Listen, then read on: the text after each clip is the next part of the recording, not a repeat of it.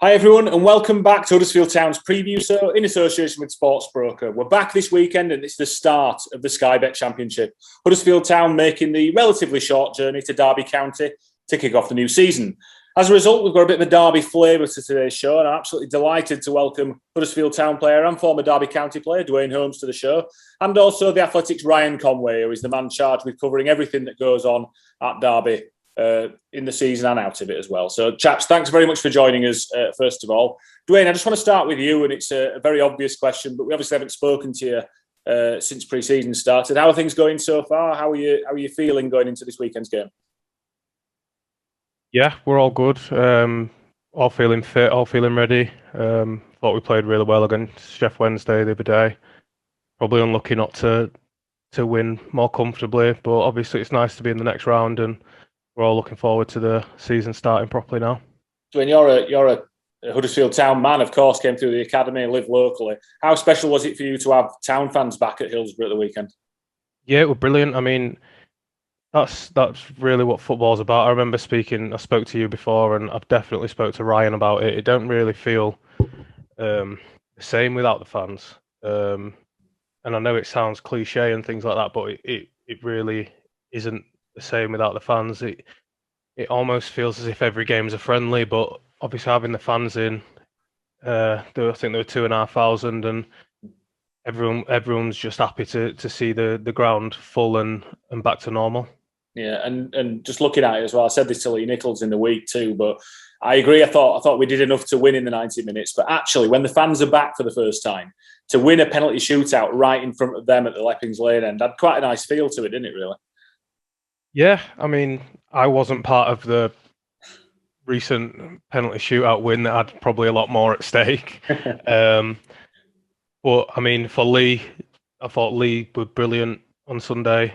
Excellent debut. He's been brilliant all pre-season, and then obviously save 2 penalties and get us into the next round. I think it's great for him. And yeah, I'm sure the fans enjoyed their second penalty shootout at Hillsborough in recent years. What number were you doing? 5. So 5. He's saying now, innit? Yeah. No, I was 5. I would have took the first one, but there were no getting a ball off Jordan, I don't think. No, that's fair. That's fair. Ryan, thanks again for joining us. I really appreciate it. Obviously, Derby's your main kind of point of call from a work perspective, but I know you got along well with Dwayne when you were at Derby County together. Are you keeping an eye on how Town are doing now, how Dwayne's getting on? You obviously have Huddersfield Town connections yourself as well, Ryan. Yeah. Just one moment while I put my sunglasses on, because Dwayne's pearly whites are a bit off-putting. He's getting married. He's getting his teeth done. Dwayne, you went to Huddersfield and got all cosmopolitan on us, man. But yeah. Me and Dwayne get on gangbusters. Really tight. Actually, didn't start that way. We started bickering on Twitter, and that's how things sort of started from there. But yeah, we get on great now, and I graduated from the University of Huddersfield, did my placement year with the Huddersfield Giants, so I got a lot of close ties to the club and to the town. So yeah, I always keep an eye on the results and how Dwayne's getting on. And how are you enjoying life at the Athletic as well, Ryan? Because obviously it's a big undertaking. We'll go into everything Derby County related in due course, but fantastic publication, new venture in England as well. How are you enjoying it? Oh man, it's like, for me, it's a dream. This is what I worked a decade towards. I didn't know what the best thing for me to be was, because I wanted to be like a marine biologist. So, but I didn't have the science grade. So this was the next option. This is a decade's worth of work for me that has led to getting here. And it's actually our anniversary today. The Athletic UK is 2 today. So happy birthday to us. But yeah, honestly, it's been a wild ride. Steep learning curve, like real steep learning curve. I walked into some things face first, and you don't know what you don't know in it. So, but like, absolutely loving it, man. Good. Glad to hear it. Dwayne, you just mentioned Sheffield Wednesday there. Obviously, we're one of the 2 fixtures that happened before the championship, so we've got that under our belts, but the league feels different, doesn't it? I'm sure. How much are you looking forward to not just starting the league, but also starting a club that you have obvious connections with as well? Yeah, obviously we've worked so hard in pre-season. You know what Carlos is like. I think it's well known what his training's like. So we've all worked so hard, and this is what it comes down to now, the start of the season. And obviously, personally for me, there's no better place for the first game of the season than 30,000 Derby fans. I'll probably get a bit of jip because of how it all ended, but I'm looking forward to it. It's going to be a good challenge for us as a team. We can see where we're at, and like I say, we're ready and we're really excited.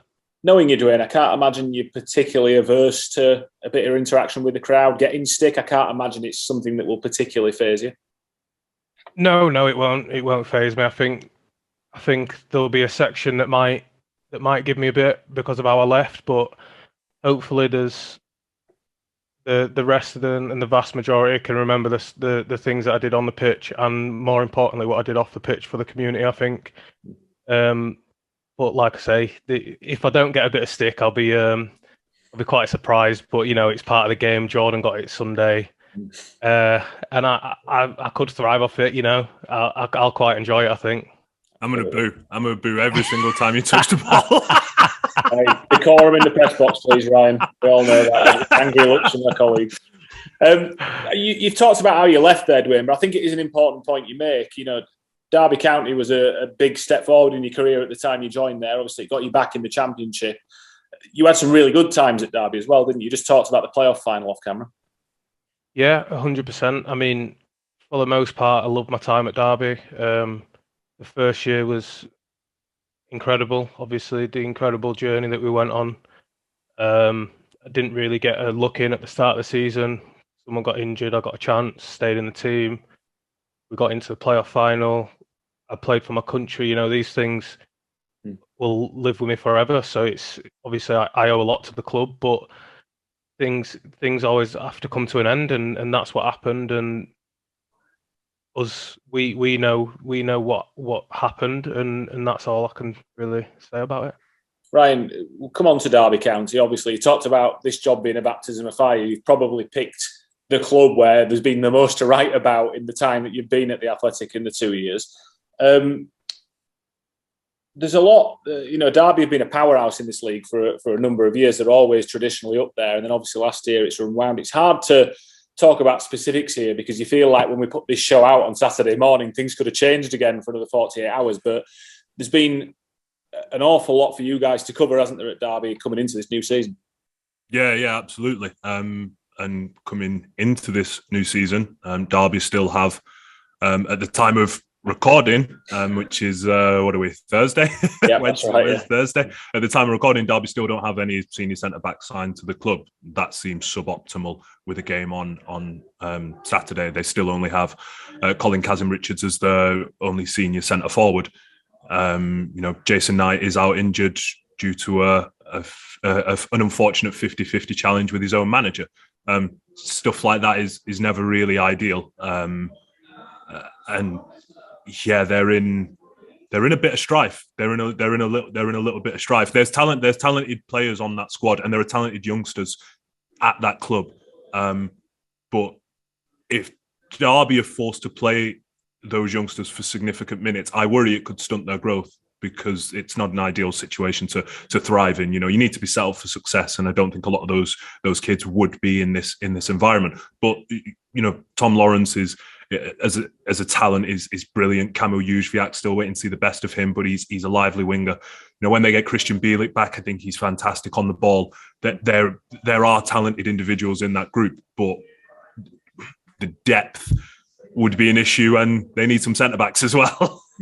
Dwayne, you'll know these players. Ryan makes a very fair point then. I was going to ask you that. The players that we're talking about here, there might be a lack of depth as we stand, as Ryan's talking about, but you'll know some of those names better than us in terms of their ability, and it's something we've got to be aware of this weekend. As much as we want to concentrate on our own stuff, Derby saw some very good players at their disposal.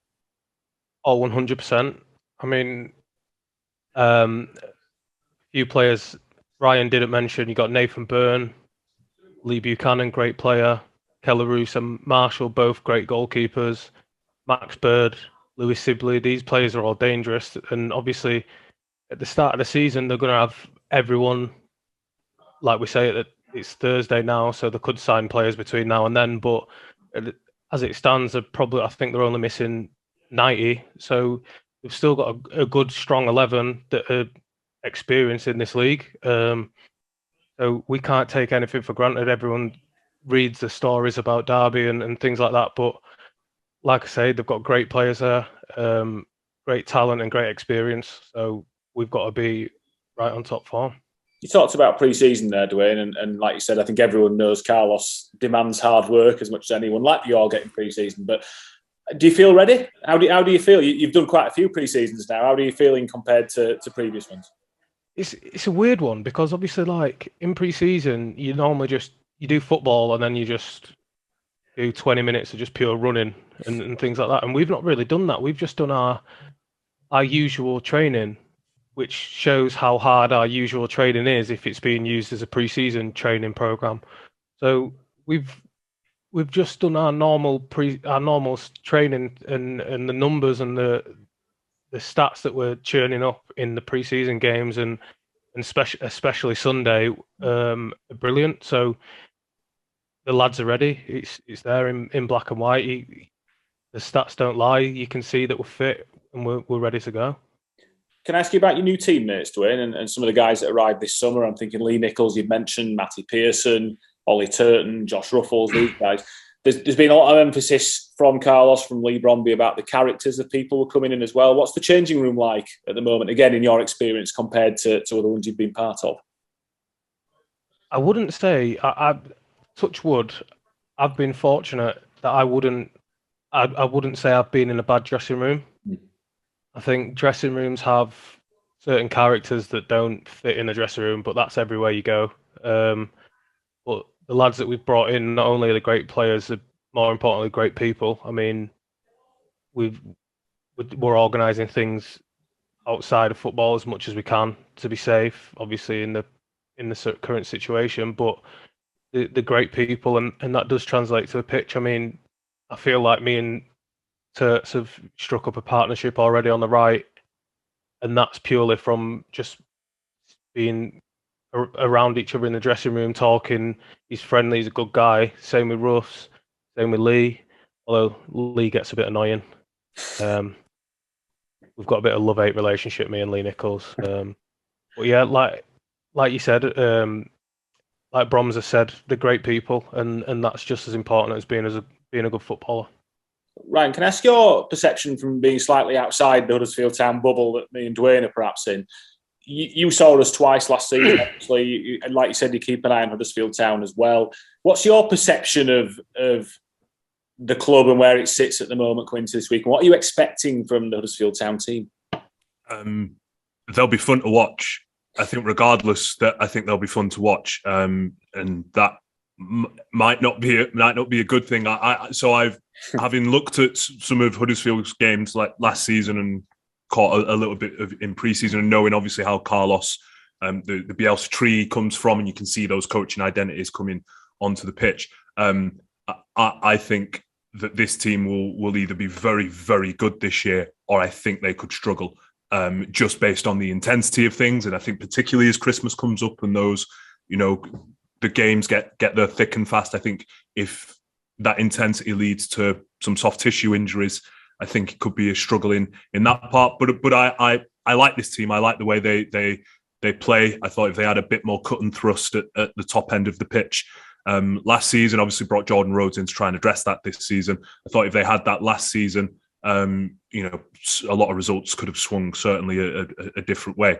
But yeah, I think they've addressed, particularly in the transfer window, some areas that needed addressing. I thought personally, Huddersfield were not great at defending at times last year. I thought they were a bit too open, which again leads for a very entertaining game. But I think from your perspective, you quite like to just tighten that up a little bit. But I like some of the signings that the club have made, and with the identity of the Carlos demands, I think they're going to be really fun to watch for a neutral this year.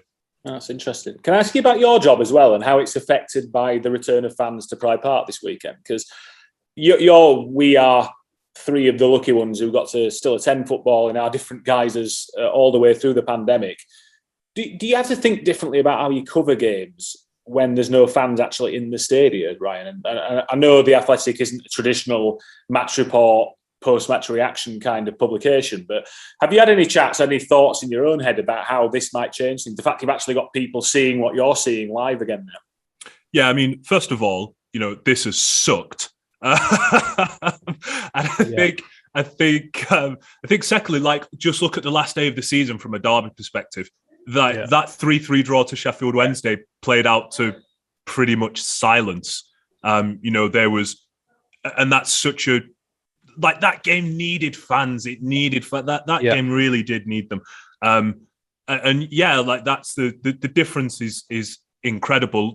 The only benefit to there being no one in the stadium was, from my really geeky, nerdy, tactical perspective, was I could hear all the coaches shouting the instructions. I agree. So I was like, oh, this is fun. But at what cost?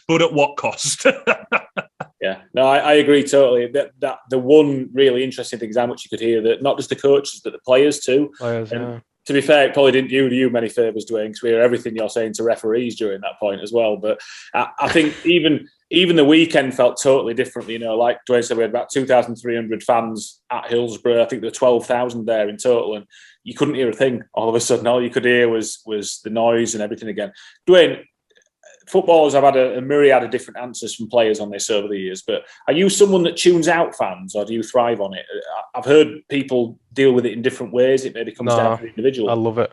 Yeah, I love it. Yeah, thrive off it. I think I'm best when I'm playing on the edge, and I think the fans give you that edge.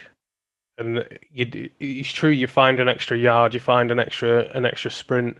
All these things are true, and I can understand why some players would want to shut it all out and just focus on they're in a game. But for me, I thrive off the noise, off the excitement, because that was me growing up. I was a fan. I used to go and watch football. You know what I mean? And I know what it means to them. So I think most players thrive off having fans there, and we've all missed having fans. It's as simple as that. Do you feel like this is a big opportunity for you, Dwayne, as well? I always hear from footballers that joining a new club in January, even if it's a familiar one, like Town is to you, is a tough thing, almost to like hit your stride mid-season. Obviously, you've now seen the pre-season work we're doing. It's very, there's a lot of emphasis on system here under Carlos as well. It must be a hard thing to become part of midway through a regular season, never mind one where it's silent in the stadium and it perhaps doesn't feel normal. How much does this feel like the proper start of your second part of your Town career this summer?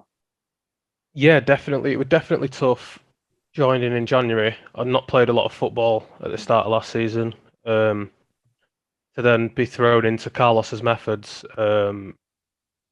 it was so demanding physically and mentally. But thankfully got through that. We stayed in the league, which was what the talk was when I joined. We wanted to stay in the league and go again. And we've had 6 or 7 solid weeks' work now in pre-season. And I think everyone knows Carlos's methods now. We know what he wants. It's no blurred lines.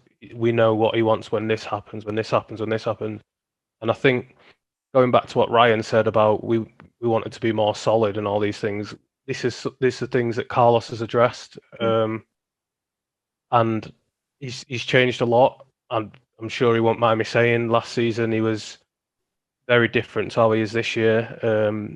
Our methods have changed a little bit. How we want to play has changed a little bit, and I think we're going to be a lot more solid, a lot more aggressive at the right times. And like Ryan said, I think we're going to be very good to watch because the football that we play is entertaining. And like I say, we're just ready for Saturday now. I think what's interesting from Carlos's coaching perspective is, saw this when Huddersfield beat Derby last season in October, is actually for the first half, Derby were the better team playing in a 3-4-3 that day, and Huddersfield couldn't really get to grips with it. And I thought we're quite lucky to go in at 0-0. But what Carlos did at halftime was he switched his system and then completely negated what essentially all the things that Derby had joy doing in the first half, they had no joy doing in the second half, and Huddersfield dominated the game. I think that kind of in-game tactical, tweaks and changes and methods on the fly will stand you in good stead in this division, because it's just part of football now, where you never really stick to one shape for the entire 90 minutes anymore, or one way of doing things and things like that. So I think that kind of versatility and that kind of analysis is good. These are all things that we work on, right? Every day we watch videos, we do drills. If we see a team play in a certain way, we know the first way we're going to press, the second way we're going to press, the third way we're going to press, what shape we're going to change to if we're not getting any joy. These are all things that, to be fair, Carlos doesn't leave his office, so these are things that he works really hard. So, and obviously we work really hard. So these sort of things, like I was impressed by that last year myself. Is the point I was trying to get at, because I was on the bench that game. I remember watching it, and like you said, I thought Derby dominated, and then Huddersfield came out in the second half, a new animal, and that was it. And I've seen us do it a few times. We did it away at QPR last year. Yeah, we got dominated all first half. Came in, Carlos said, "This is what we're going to do. This is how we're going to press." Blah blah blah. We won 1-0. Essentially, that was the kickstart of us staying up, because we'd not won a game for 15 games before that or something like that. And it were these little things. And like I said, he's learnt a lot this year, and he's been a little bit different, and I think we'll be good.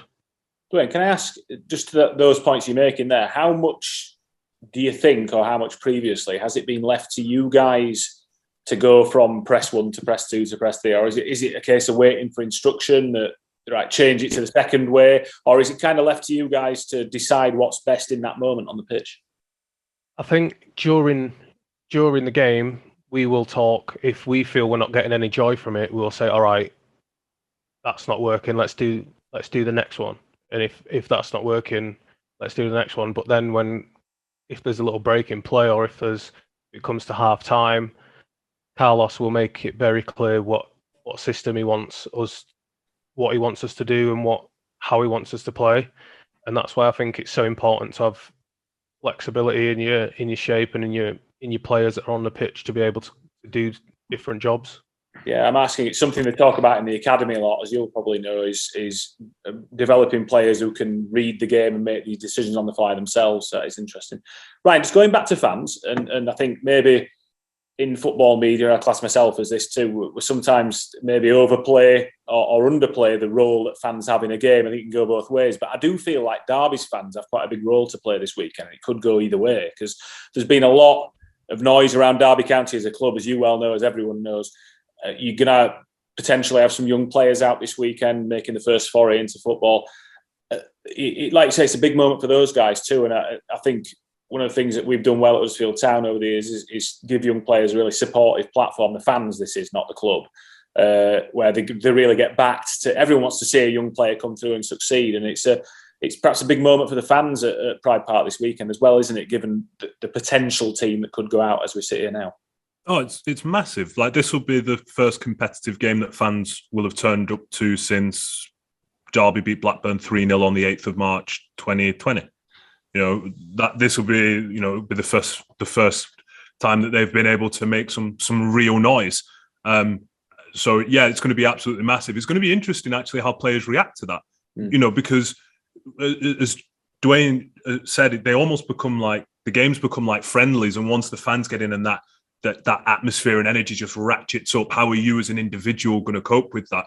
Because we've seen as fans have slowly started to return to stadiums across the world, some athletes end up having a little cry to themselves before game, too amped up, and maybe they're a bit reckless and things like that. So it's going to be it could have like end of day season vibes, just because of how different. I mean, there are some players here that haven't played in front of Derby fans yet. Camille Hughes-React's one of them. I think Nathan Byrne, David Marshall, the guys that came in that window still haven't played competitively in front of a packed Pride Park crowd. So it's going to be huge, and they've obviously got lots of frustration to take out on Dwayne as well. So long as it's clean, and good-hearted, we don't mind that. Exactly that. I think it's a really good point about the players, and we looked at it today. It's Carlos Corberán's 50th game as head coach of Huddersfield Town this weekend, and he's had one in front of fans. So it's a pretty crazy stat, that, to me. Dwayne, equally, from a Town perspective, when you talk about playing at high intensity and the desire for everything to be high intensity, how hard is it as a player to maintain a high intensity when it's silent in the ground? And how much of a role do you think the fans can actually have in spurring you guys on in the inevitable tough moments that we'll have throughout the season? I think it's massive because there's nowhere to hide. You're out there, everyone can see it, and the fans will be egging you on to do it. And if you don't do it, they'll be telling you you're not doing it. Whereas before, you could sort of get away with it because there's no one in there telling you that you're not working hard or all this sort of thing. And the way we play is very, very demanding. It's very mentally demanding as well as physically. Just knowing your tank's below empty, but you've got to go again, and then again, and then again. So definitely having fans makes that little bit easier because you've got more of a reason to go again, and then go again, and then go again. And I love playing in front of fans. I thrive off it, and I just can't wait to get back out there, even if it's a little bit hostile or whatever. I'm just happy that the Derby fans get to go back to Pride Park because I enjoyed many games there with them and enjoyed a lot of highs. We had a lot of lows, but I'm just happy that they get to go back to Pride Park because I know how much Derby County means to them fans. Yeah, that's well put, and I think almost having a bit of a pop at former players, regardless of any situation, is part of the pantomime, really, isn't it? You know, we looked I'd do the same. Our fans were over the same with Jack Hunt. Sheffield Wednesday fans had a go at Jordan Rhodes, which always makes me feel bad because he's the world's nicest man. I don't feel like he deserves it, but it's part of it. Ryan, when we're talking about this, we're talking about fans being back, the league starting again. How much are you looking forward to it from a professional and a personal point of view? Well, I'm still processing Euro stuff, mate. So I'm cooked out here, you know. And he had a great time covering that, let me tell you. Did I? That was amazing. But yeah, I always look forward to like the first game of the season. Like this is already my third season covering Derby, which is absolutely crazy. I'm already 3 seasons in. But I always look forward to the start of it, particularly this one, because we do get fans back and, you know, life returns to some semblance of normality, whatever we call that now. We just have, I guess, post-pandemic life. But yeah, like, because I get a buzz off it as well. Like I said earlier, this has sucked. Like, it has smelled so bad. You know, when fans are here and you get natural reactions and you can feed off that, and I can weave that into my writing about how certain things made certain fans feel, or you know how certain players make certain fans feel, and things like that. When it's just done through the lens of Twitter, which it has been for so long, well, it's firstly a bad lens, but it just doesn't feel authentic. Dwayne, how about you on a personal level? Are you the kind of guy that sets targets, personal targets, whether that's goals, what you want to achieve as a team? International as well. We just mentioned Ryan covering the Euros. Obviously, your nation not in the Euros for obvious reasons, but I'm sure you still have aspirations to play internationally if possible. How big a season is this for you personally? Yeah, massive. Obviously, it's the World Cup next year. I'm in constant contact with Greg Berhalter, and I know what I've got to do to get back in the squad. But that starts and ends at Huddersfield, and I'm going to do my best, like I always do. And you do set goals as a player, but for me, it's as long as the team's doing well, then you look better as an individual. So that's the most important thing. Absolutely. Greg Berhalter, former Huddersfield Town trialist, randomly in charge of the United States. Now, as well, I watched him in a game. I'm pretty sure it was Leeds he played, but yeah, small world football, isn't it? But go on, Ryan, sorry. I was just saying, I think Dwayne won't mind me saying this, I'm sure, but, you know, statistically, it doesn't always lie in the stat sheets, but those, you know, statistically, I think there's an extra gear in Dwayne. And I think we see snapshots very often of what he can produce. And then you get bad bum injury or, you know, things fizzle out like they did at Derby there. And I think now a season in a club that, you grew up with and moving to an area that you're very settled now and all those things, I think this is a big, big opportunity. I want to see 10 goals from midfield for you, Dwayne. If you could get that, I'll give you the money myself. But I think there is a lot more, I think there is a lot more of a goal threat from you is what I'm trying to say. I think overall your creativity and your play and the way you press from the front and always help defend from the front is never in question. I think like bagging more goals, man. Like that's what I want to see from you this year. Not Saturday. We'll start Saturday. Start as we mean to go on. Yeah. Just for the record, this is being recorded, Ryan, as well. So everyone's just seen you say you're going to pay his goal bonus if he gets 10. No pressure, Dwayne. But no, I think from my perspective as well, I think we talked about this afterwards. I interviewed Dwayne. I don't get to do the fun interviews anymore, but when Dwayne came back, it felt right. And it was a cool moment in January when Dwayne walked back through the door here. And I think like you, Ryan, I think we're all rooting for you this season, Dwayne. So yeah, you've got at least two people behind you. Upset you've taken the number 9 off him. I always had Dwayne down as a massive burly centre forward, and now yeah, I mean, you're not getting that off Jordan, are you? Let's be honest. It weren't even a conversation. It was he wanted 9, he got 9. So I just what number can I be? Yeah, when you've done what Jordan's done for this club, you get to make a few decisions, I think. Exactly that. That's good. So, guys, thank you so much for joining us. I know you've got busy days ahead, but really appreciate your time. Dwayne, thank you for joining us from home. Good luck for the season. No problem. Thank you. And Ryan, lovely to see you again. We'll see you at the weekend, and good luck to you. I won't say good luck to Derby for the weekend, equally, but good luck to you for the season as well. I hope you have a good one. I appreciate you. Thanks for having me on, guys. Just again, big thanks to Sportsbroker, our partner, who help us bring the preview and, of course, extra time, the full-time show as well. Massive thanks to those guys for making this possible. Town fans, there's still tickets on sale as we are here right now. Reminder, no pay on the day, though, so you have to get your ticket before 4 p.m. on Friday. Otherwise, we will see you at Pride Park this weekend. Thank you.